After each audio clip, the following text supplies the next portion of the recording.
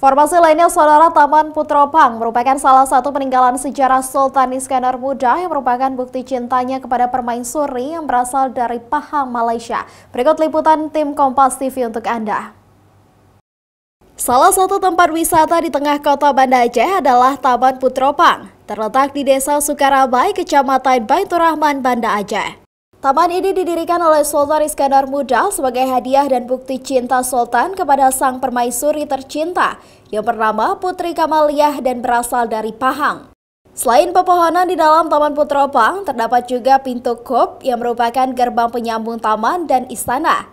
Disinilah permaisuri beristirahat bersama para dayang setelah lelah berenang. Ini pertama kali aku datang ke Taman Putropang. Nah, pertama kali tuh dilihat dari banyak banget pepohonan-pepohonan yang rindang. Jadi auranya tuh, suasananya tuh jadi hijau kayak gitu. Jadi banyak-banyak angin segar, sama bisa melihat danau dan pemandangan juga cantik gitu. Taman Putropang menjadi tempat yang sangat cantik dengan adanya Krung Daroy dan 2 jembatan penghubung taman.